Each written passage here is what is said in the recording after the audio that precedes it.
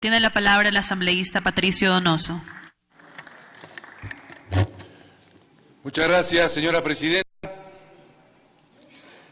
Este es el primer debate de un tema complicado, de una ley o reforma que requiere el país en el legítimo ejercicio del derecho de todos los ciudadanos en todos los ámbitos de la vida cotidiana. Y abarca este proyecto, señora presidenta y colegas legisladores, muchos temas, importantes todos, por supuesto. He de resaltar 4 o 5, quizás con su venia, el principio de la doble instancia, que lo voy a abordar al final, en el sentido del debido proceso, que ya se ha hecho mención, la limitación a la potestad disciplinaria del Consejo de la Judicatura, que creo que es el tema central de lo que hoy nos aboca, sin duda alguna.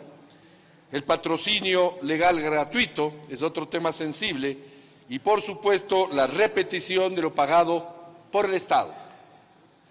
Voy a hacer mención a quizás lo medular, que es lo que se denomina el error inexcusable. Hay muchos detractores del mismo y otros que favorecen la existencia misma de esta figura jurídica denominada error inexcusable. En algunos momentos asusta, porque se han cometido serios abusos con la existencia del error inexcusable. Por supuesto que sí. Uno de los ejemplos más importantes que se dio hace ya casi 10 años, quizás más, fue el destituir a un par de jueces que habían sentenciado o fallado a favor de una empresa que todavía recuerdo, denominada OCP.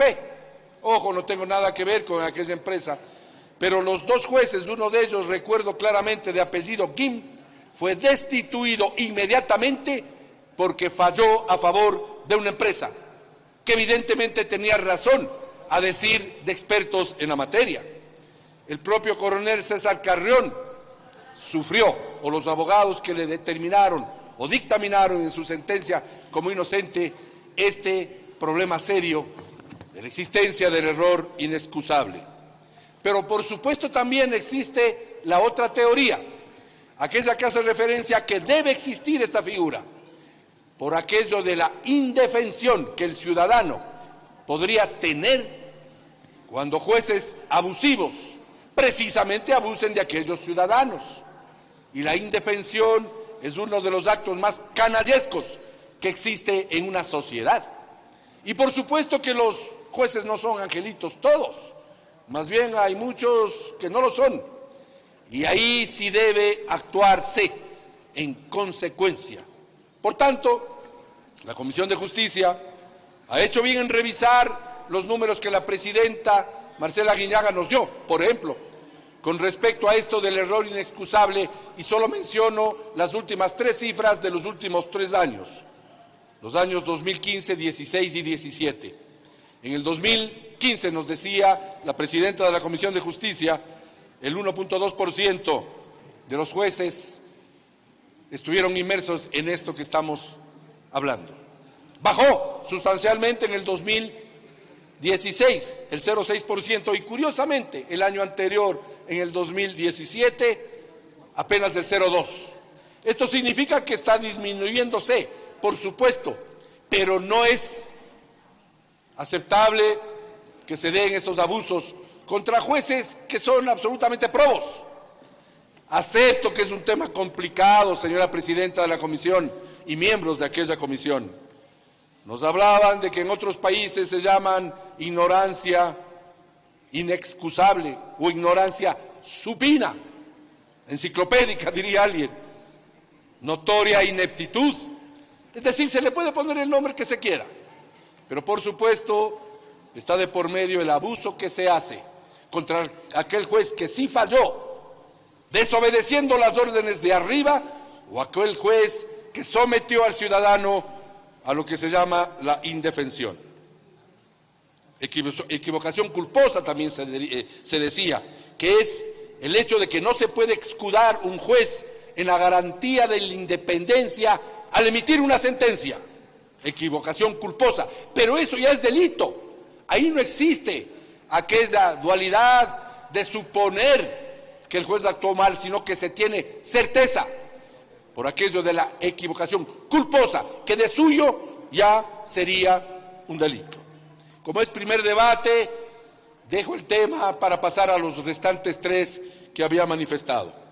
La segunda instancia, sobre todo en el ámbito contencioso administrativo, en mi opinión, es absolutamente necesario, por aquello del debido proceso. No se puede reemplazar, en mi opinión, la segunda instancia cuando algo ha caminado mal en un proceso judicial. Debe existir y, por supuesto, como nos dijo la presidenta de la comisión, esto se está debatiendo y qué bueno que se debata, qué bueno que se esté debatiendo esto en esta comisión.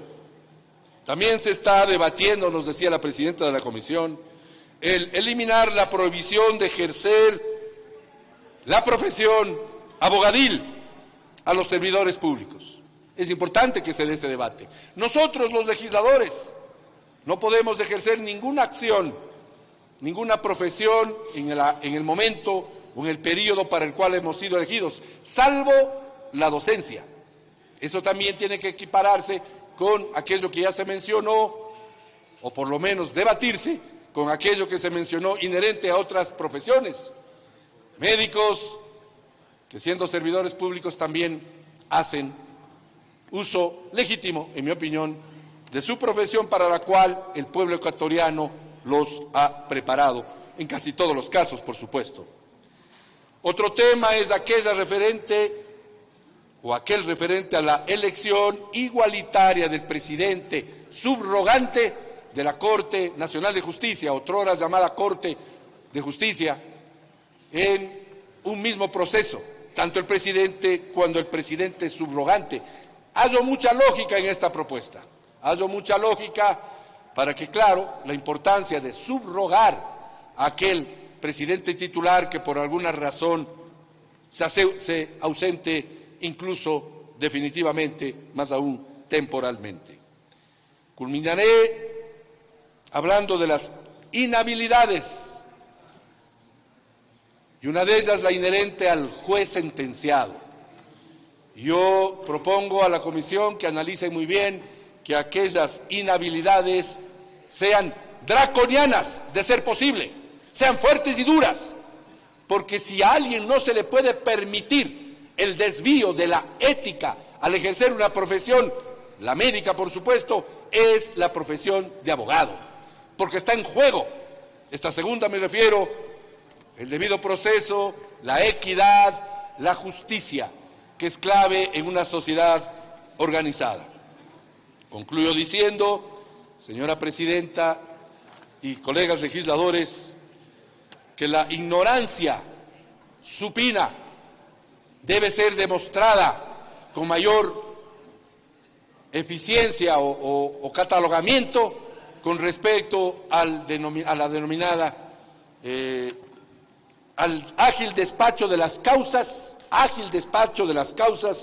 que no puede ser motivo para premiar a juez alguno por aquello de archivar procesos en virtud del ágil despacho de una causa. No es posible que se catalogue como que a más causas despachadas, mejor calificación pueda tener un juez. Y leo con su venia apenas 3 líneas que escribió un experto en la materia. Decía, ¿cómo entender que un juez que alcanzó altos puntajes en los concursos sometidos a pruebas académicas, de casuística, psicológicas y verificada la intachable trayectoria en el campo profesional y expuestos a una veeduría pública durante los concursos, ahora, por aquello del error inexcusable, resulte que cometió equivocaciones crasas de derecho? Esta es una falencia del Consejo de la Judicatura, es decir, en su momento fue calificado un juez con altas notas, altas calificaciones, y a la hora de exigirle o de aceptar órdenes de arriba, se habla del error inexcusable y de las equivocaciones crasas en derecho. Por eso, hace pocos segundos, hacía referencia a que debería estudiarse con mayor profundidad esto del error inexcusable. Señora Presidenta, colegas legisladores, muchas gracias.